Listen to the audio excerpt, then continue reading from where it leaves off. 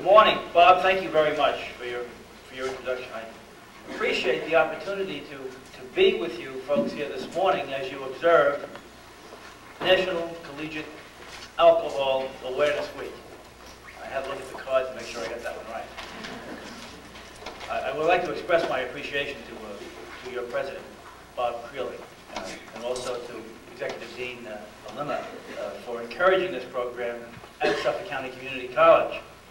Their concerns for the well-being of their students is well known, and it's evidenced by the time they set aside for this Awareness Week. I would also like to thank Professor Robbins for organizing all of the activities, and I encourage each and every one of you to take part. I hope you already have seen some of the activities and taken part in what Professor Robbins has set up. You know, today newspapers and television accounts are full of stories about the dangers of drug abuse. In particular, we hear so much about cocaine and its spin-off crack. But often obscured in these stories is the fact that alcohol is a dangerous drug also, particularly when combined with driving. And drunk driving is everybody's problem. The tragedy caused by drunk driving touches each and every one of us here in Suffolk County. It knows no boundaries of age or social class or income or sex or race. And for those of us in public office who are charged with the responsibility for ensuring the health and safety of our citizens, it is a particularly difficult problem for us to solve. For too long, society has used the drunk driver as an object of either humor or simply excuse his behavior by saying, well, there but for the grace of God go I. When I first took office as Suffolk County Executive back in January of 1980, it was obvious to me that we faced a major challenge to improve the safety of our roads in Suffolk County. We found that Suffolk County, with its more than 6,000 miles of roads, more roads than any county has in New York State, had consistently led the state of New York in drunk driving accidents, injuries, and deaths for many years. I was determined to change that, and to get to work on that right away. We know that drunk driving is a major cause of highway deaths. Drunk drivers account for fully 1/2 of all the deaths caused on our roads in the United States. And the figures in Suffolk County are comparable. Therefore, one of the first things I did when I became county executive was to ask our police commissioner, then Donald Kluewer, to increase enforcement of the DWI laws. And as a result of this action, there was an immediate increase of 7% in DWI arrests, and more importantly, there were 21 fewer deaths on our roads that first year because of drunk driving. At this time, other communities around the United States were similarly alarmed by the toll drunk drivers were taking on their roads. And in April 1982, as Bob Kluewer referred to before, President Reagan appointed a 25-person presidential commission on drunk driving, and I'm honored to be chosen by him to serve on that commission. From testimony gathered by our commission, it is clear that the time was right to mount a vigorous campaign to rid the roadways of this country, of our state of New York, of drunk drivers. And during the same time that the National Commission on Drunk Driving was set up, here in New York, Governor Cuomo and the state legislature passed some tough anti-DWI laws, which provided us with teeth to take on the fight against the drunken driver.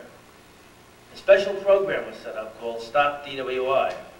That's an acronym for Special Traffic Options Program Against Driving While Intoxicated. It was enacted, and it provides that all fine revenues from convicted drunk drivers be returned to the county where the arrest took place in order to fight against drunk driving. And this local funding against DWI has given us the resources necessary here in Suffolk County to attack this problem head on. And we have been successful, thank goodness.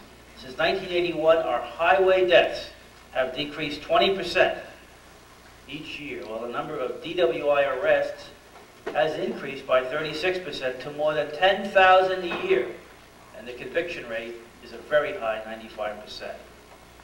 Each arrest has the potential for saving a life or preventing a serious injury. But statistics are abstract. I prefer to measure the success of our program by the more than 50 lives saved each year. 50 families who don't suffer the anguish and the pain of losing someone they love. Those numbers represent real people, people you and I care about. However, there is still one age group at high risk to motor vehicle crashes. Young adults, particularly young male adults, between the ages of 16 and 24. And I'm sure there's a number of you folks in the audience today who are in that age category. Unfortunately, while this group of young adults makes up only 19% of the licensed drivers in Suffolk County, they account for 36% of all accidents and 50% of highway deaths. The shocking fact is that this age group is the only age group in the United States whose life expectancy has actually decreased over the last 20 years, in particular because of drinking and driving, motor vehicle crashes. For this reason, I, among many other people, encourage the New York State Legislature to increase the age of purchase for alcoholic beverages in this state to the age of 21, because there is simply no doubt that increasing the age of purchase in this state for alcoholic beverages to 21 will save lives. Many young people believe because they're of voting age, they should also enjoy the other privileges of adulthood, including the right to purchase alcoholic beverages. But statistics show that by raising the age to 21, we can actually reduce deaths on our roads, and I think it's a step that we have to take. Let me give you an example, if I may. Last winter in Lake Grove, a young fellow, age 22, who was legally intoxicated, caused a dreadful crash, killing himself and 4 teenagers. They were in another car. And these bright, young, innocent people, age 15 and 16, never had a chance. They'll never know adulthood because of the acts of one reckless and irresponsible person. Unfortunately for us in Suffolk County, there are many, many, many examples such as that, where someone gets behind the wheel of a car after having had a good time, thinking that he or she is able to drive, and then putting everybody in the highway at risk. Our police department is doing its very best to protect everybody on the road from drunk drivers, but government can't do it alone, and the responsibilities lie within each and every one of us. What will ultimately make our roads safe for all is if each individual decides to be an active advocate of highway safety. So please take a stand.